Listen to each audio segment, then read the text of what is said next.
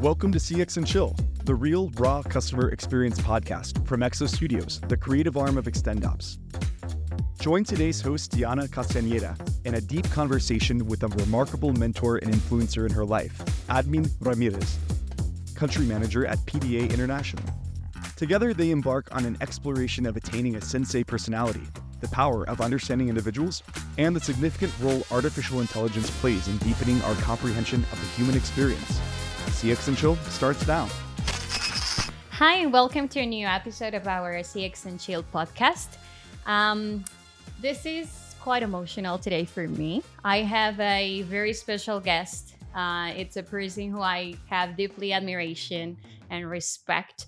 He was, in fact, if you listen to my first podcast in this, my first episode as a guest in CX&Chill, I talked about him, and every single person who knows me and who I have worked with will have heard from him. Perhaps I wouldn't say, his name and what he does, but I say there was someone special who left the mark for me. And this person is today's country manager from PDA HRtech in Mexico. He has a wonderful career in self-development. He's a thought leadership. He's inspirational, has a big network on influencing and teaching how to use your own tools of self-development into what you do and how you're impacting the world. And he's a fan of tech. So I'm very pleased to introduce Admin Ramirez. Wow, thank you very much for inviting me. It's really an honor. And I mean, I would like to believe the same things you said about me, about myself. Thank you. It's an honor to be here. It's amazing. He was my first supervisor when I was in the BPO industry. So when I started working in the call center, right? I got into this guy, and he was the one who said, you can do better, you can do these things, we can work as a team. I remember there is one thing that really caught my attention, and I keep on remembering from these days, and it's that when I needed to go to the bathroom, I didn't have to wait just for my breaks, but being a woman, I have more needs, more things, and even when I was feeling not okay, anyone in our team will go to him, and we will know that we'll be in a safe environment, that we could trust him, that he would care for us, that he will push us to the limit. But if I needed to go and have a pause, he would say, go on Ox 3. I think it was Ox 3 or something, like just pause and go, that's okay, we cover you. And I started to to foster that sentiment of team, of good leadership. You're very famous in that side because everybody wanted to be in your team. So whoever was with you, it was like, oh, we're lucky. And then when you started to, empower us, and I remember you said, Diana, wait until you have the right things and right knowledge. You will have your chance to start as a mentor. All of these things are things that really got into me. And I have this in my head, like, wow, this is for real. Like, that's what a mentor was to me. So I want you to share with us, how is it that you started? Like, you have a very, very diverse experience. So tell us a little bit more about you. Wow, a little bit more about me. Okay. Actually, I started in the BPO industry just by just luck. Let's call it like that. I just wanted to have a space where maybe I could make more money than the one I had on my experience or my studies. So I started as a software engineer in my early career. Then I had the chance to enter into the BPO industry, and it was really hard. It's a hard industry, very numerical and all that. But somehow I found the way to say, look, this is something, this is an industry that allows me or allows people to grow. So I got in love with the industry for 3 or 4 years. And after that, I needed to take a pause. I needed to do to take a different step. And I went to Argentina, and then I met the human resources industry, but more based in technology and all that. And that was like another way for me to fall in love. Like, I started to have the chance to working on developing people, but not only for my teams, but now for other companies. And it was awesome because we were doing it through technology. And I'm actually a very techy person. So it was really nice to see that there were some tools that allows you to know you better and to know the people better. And as you were saying before, I do care about people, and now having more tools to get to know them before you know them. It's spooky. It's a spooky. We'll get there, but wow, it's just it was awesome. So I fall in love with that industry. Now I've been in that industry for the past 10 years almost, and now I mean always looking to find new ways to impact, to for leaders to amplify their impact in organizations. So that's a little bit of myself. nice. And so I'm sharing that path deep down there. There might be someone who actually was like you, a catalyzer, like something to, like get you on going and start discovering yourself. Because I mean, I've been trying to learn about myself. I've been trying to, like get the best out of me for what I do, for, like for customers, for clients, for my family, for friends, for whoever, for the team, for whatever it is. But that it didn't start on my own, right? Like I got something pushing me. I got tough experiences that got me there. But I was always curious, like, how did he make it? Like, he's him, like, that sensei that you go to, and then you're like, how did he make it? Like, yeah, like he seemed very quiet, calm, relaxed. I'm like, yeah, that's the next level. But what happened to get there?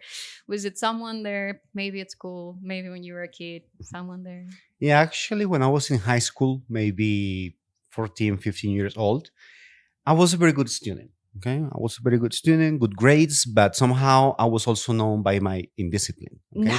I, yeah, I don't know. I had it was easy for me to incite others to skip class or maybe just to not do what they were supposed to do. Influencer. And someday there was this teacher. I don't remember his name, but he used to call us monies. So we used to call them monies. So that's all I remember about how we used to call them. And he said to me like, "Admin, come here, sit here." And he looks right in the eye and says, "Admin, you're a very good student, but you are a negative leader." I don't remember anything else what he said. That's the only thing I needed to hear. And it was actually like, I mean, it caused a big effect in me. It started. I remember that night I went home, like I couldn't almost sleep. Like, for real, am I a negative leader? That was the thing that was in my mind. It was like boom, boom, boom. Yeah, negative. Negative. And then there was another question that kicked in. It was, do you want to be that kind of leader? Do you know the impact you might have in other people? And do you want that impact to be negative? So that was the experience that with that right direct feedback that he gave me, started my own questioning about myself and how I wanted to project everything in my life. And after that, that's everything I do in my life is thinking about the impact. How will this impact others? How this will be impacting my family, my friends, or just the society? So that was what happened. And then 20 years ago, actually. Yeah. By now, 21 years ago.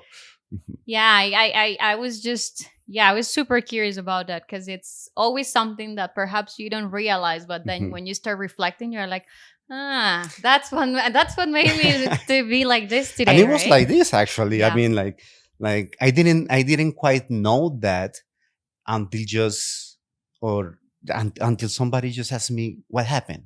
And it was you. Yeah. So I never had the chance, or I did have the chance, but I never went back in time to really realize what was that kicker that just provoked those changes in me. Let's call it like that. Yeah, that sounds about right. So how do you get connected with that leadership path, right? With the technology now that you're in the HR world, and now the spooky topic that I was mentioning about, like it's like one of the things that you want to know more is like, easy things, like how quick these days is like how quick I can get to understand things. And then you discover like a world of or a way to know like people just in 5 minutes. I think it's like that's how quick you can get technology to help you understand like what is the personality of this person, what is it that organizations can utilize to build the team in X, Y, or Z way, right? So talk to us a little bit more about that. Explain to us like what is it? How do you eat that? Okay.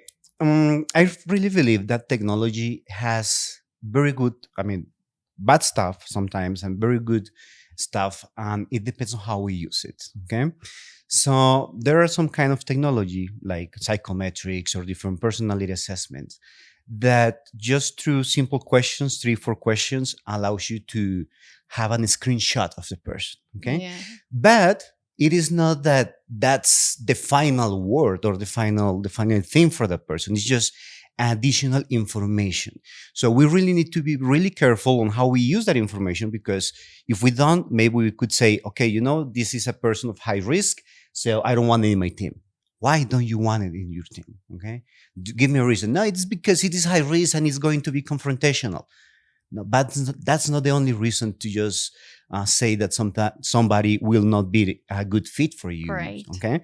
So it is more about how we use technology and how we use it to have more information, more data, let's call it like that, so that you can use that information to align people to the strategy of the organization, or just to align people to their purpose also. Because now it's just not technology to get to know the person, but you really need to take the time to know the person, to maybe interview them, and through this technology, maybe have a little bit more of information of maybe how is it that this person makes decisions. This person needs more information or less information. Right. How is it that this person communicate to others? Is it like this person is more extroverted person, or maybe it's more oriented to analysis and maybe would like to be a little bit more alone, So the way how it works is that technology to do this, there are a lot of technology, a lot of assessments or tools, but at the end is how you humanize that, how you use it ethically, just not to put a name of the person, but just how you use it to understand better the person. Right. That's how I see it. So you just touch a good point, and it's, what do you think about ChatGPT? Everything that it's coming, like everybody's concerned about AI and all of these things. You use it to analyze people. You are actually in that field. So how do you think that can integrate, and how do you see it in LATAM and in the world? I mean, it's already here. There's nothing we can do to stop it. And the way I see it, it's a tool, and you better learn how to use it. Okay, it's not going to do the job. It's not going to do all the job. It's going to facilitate the job at some point, but we will need to learn how to use it. As a matter of fact, I use it every single day just to maybe create a different kind of message to send to my clients. I just give them just a few prompts. It gives me maybe a 1, 2, 3, maybe a few messages, but it's my job for those different sentences to make sense. Yeah. So it's just a tool, and we better start using it, and we better start getting comfortable with how is it that technology is always like getting more and more space in personal life, in our professional lives. So at the end, the best thing I could say, and it's my own, the own advice I give to myself, you better learn how to use. Now it's ChatGPT, but there are going to be more tools that simplify our work. That's the thing. Yeah. Yeah. And with that, you can, get better quality of life, like more time for you to really think and connect to your emotions. Because people think like, oh, emotions are bad. You don't need to do that. What do you think about that? No, actually, that's really sad that people still think that about emotions. But the future of work actually is about human skills, soft skills, how you communicate to others, how you build resilience, how you have a different approach on learning, how you learn how to learn, Yeah. So actually, that's the future. I mean, technology is already here, and the only thing that machines don't do better than humans is emotions. So that's our field. Yay. So we better in this process of upskilling our own sets of skills. Yeah. We better start working on those human skills, or soft skills. I like to call them human skills because they're human.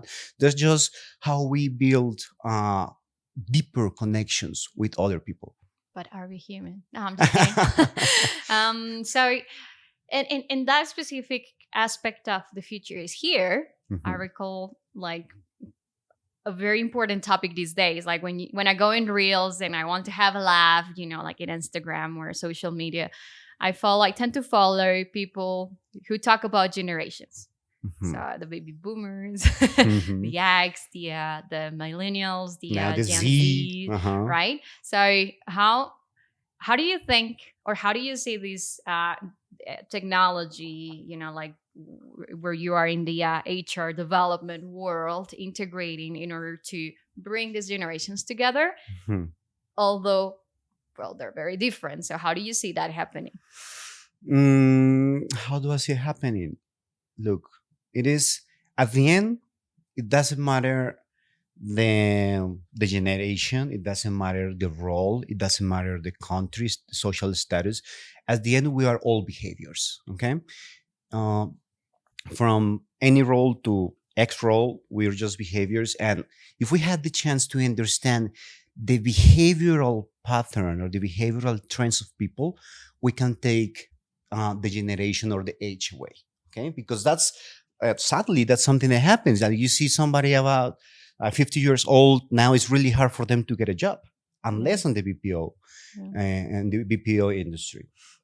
But if we have the chance to just remove that from people, from others to just to realize, or just to know that somebody is X or Y generation, so that will help us build a little bit more of empathy. But that's one thing, okay?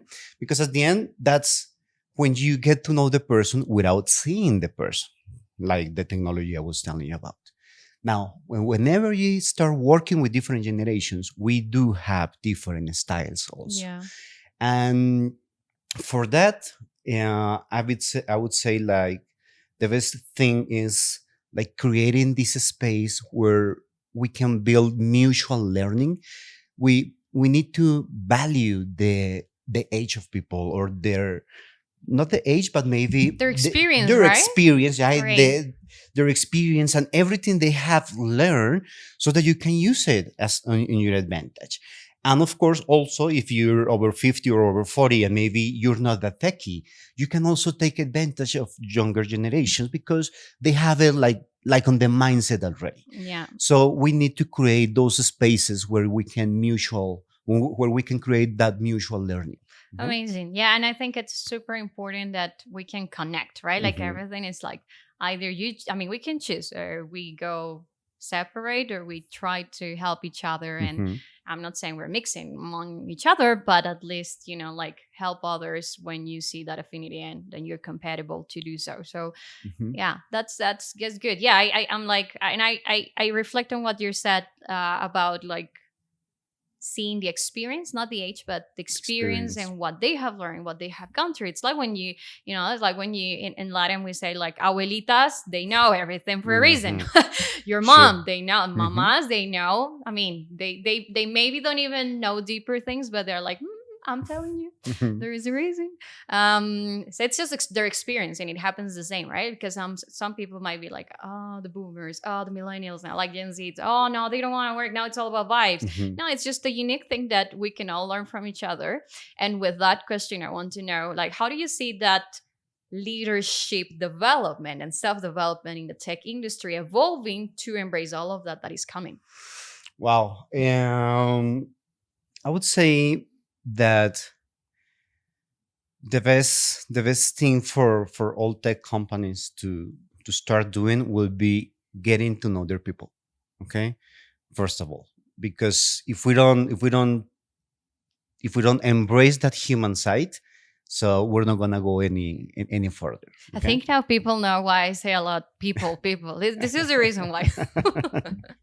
um, so I would say that, and also creating the space for open and honest conversations. Okay, at the end, that's the only thing that will allow us to deeply connect to another human, is that we create that space where we can connect besides everything. Now you were saying about the experience of people, and maybe when we get older, but we can take it a little bit more further and thinking about also wisdom. Okay, because it is not the Right. experiences they have, but also the wisdom that they have. And look at this. I had this conversation just 3 days ago, and we were discussing about how maybe we don't see any good future for humanity right now. This is I- scary. Yeah, it's scary. I see Yeah, it scary. I'm scared about what humanity will do, but Like at some point we don't see we're not that optimist. Okay. yeah. But we were with this director, and she's almost 70, and she said, like, I wouldn't say that, because in my 70 years, I've seen how we used to drive our cars without the seatbelt. We used to see how cigarettes were more uncommon than now. We used to see how it was more difficult for women in the past. So she has been seeing the changes on the world, on different maybe public something, But at the end, what it makes me think is that, yeah, I need to remain optimist, because I see that this wisdom, I see this wisdom of this person, like, makes me think, there is going to be better. Okay, it's going to be better. Maybe it's not the better that you want, but it's going to be better. Yeah, it evolves. We're going to evolve all. And at the end, what I want to say is, this is something that we need to take into consideration in companies. All that wisdom, all that experience, and we need to facilitate those spaces where we can provide these open conversations where people get to know. And as leaders, you need to get to know your people. What question, like, think about one or two questions, very spontaneous, that you would recommend leaders in tech or in major industries that are very dynamic Mhm. to do to their teams to get to know them, and like perhaps think of introvert, extrovert leaders, like a mix of everything. What would be those two or one question that will help them? Maybe if you don't know the person yet, I would say, like, what do you do besides work? Okay, tell me about your family. Tell me about your interests. Tell me about anything you would like to share with me. But first, in order for you to get that answer, you need to share that first. So it is not something like, okay, I come here and just ask the questions. Just No. give me. No, you need to open yourself first, so that you can create that space of confidence. Okay, so nobody will give you anything if you don't give them something first. Of course. Okay, so that's a very basic question. And now, also something that is coming to my mind and is very important is how you align the purpose of the person in what they are doing at the moment.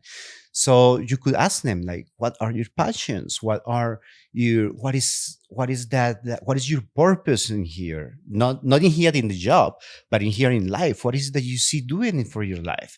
And as a leader, you will need to create that psychological security for that person, to help this person align whatever they told you, to what they are doing here in the job. And that will be the magic that the leader will need to make. Right. And, like, how is it that these ideas and this information that I received, how I can use it to align it to what the person is doing, so that they can feel that they're not just doing any meaningless job. Because that's what happened at some point.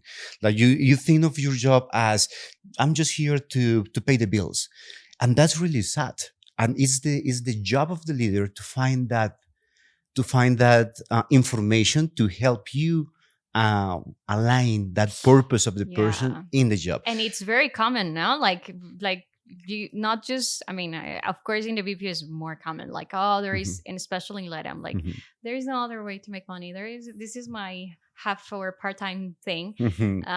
But then you see it in every single field, like people who are frustrated because they studied something that they had to because their mom or dad said so, or because I wanted to be an artist but it was not going to pay enough or whatever, and I just need to make it through today. I need to pay bills. And then as leader, you said, like, that's your job to help them, not like just to, like tell them to do these ABC, but you need to help them find a way to find meaning in their jobs. Maybe they're really just there to pay their bills. But what about if you go a little bit further and ask them, okay, and what is it that you need to maybe start developing another set of skills that can take you out of this industry? So, and if you make that clear, maybe the person will say, like, yes, I'm paying the bills here, but this is my first step. And now, maybe after 2-3 years or something, I will be doing a different step in a different industry, or maybe in this same industry, maybe in this same site, maybe you stop taking calls and you become a supervisor. Or maybe you fall in love with it. This is what tends to happen, but I'm biased, but but that's the job of the leader. And how is it that we do it, how we align the purpose of people to what they do? Amazing. Well, I have a very important question for us to close. I want you to take a moment, breathe, and tell me, how do you stay wild? Because here in XR, we love to stay wild, but that could be a different meaning to everyone. So tell us about your idea of how to be wild. I think that I'm always wild, okay? Maybe not how I look or how I see it, but maybe even the things I do, okay? The most important thing, and it's keep learning in myself. I really like to devour knowledge. I eat knowledge at whatever. It doesn't matter what I'm doing. If I'm not learning something, it is like there's something missing. And that makes me curious. And since I'm curious, I'm trying to experiment something. And I believe that's the thing that makes me wild. I mean, I'm just starting a project just a year ago. And I started it without nothing, without the knowledge to how to create an app, to how is it that you market something, and through the knowledge that I acquired, I just made the decision, like, okay, I'm gonna make this happen. This is going to be my master's degree. I'm not gonna pay any university. I'm gonna learn it in the way. So in my case, it will be keeping learning, that continuous learning. That's what makes me wild. Upskilling and reskilling. Well, I mean, it was, again, an honor for me to have you here. Really, really, he's not paying me to say this, but he is really the one and only, the one who inspired me and who shaped many of the things that I have done and I have learned and how I have contributed to the world, because you were the one who helped me see in my job, not just to pay the bills, but to make a difference in the world. So thank you. And thank you for being with us in XR. No, thank you for inviting me. It was a great space to share a little bit of my inner self. So thank you very much for inviting me. Awesome. And thank you everyone for watching. Again, please hit like, comment, share, or just talk. If anything of what we said was sounding familiar, because I know there will be, to the people who used to work with, I'm sure you're watching this. We were a fantastic team. But thank you so much. Please stay tuned. We'll catch up in the next episode. And that's our show. CX&Chill is a production of XOStudios, the creative marketing arm of XtendOps, with today's host, Stephanie Todd, executive producer, Sean McCreary, producers, David Spear, Clarissa Coronado, and Memo Davalos, editors and videographers, Carlos Alfonso and Santiago Aguirre, graphic support from Jordan Madrid, and social media guru, Claudia Corona. Thanks for tuning in. Check us out next time for more CX&Chill.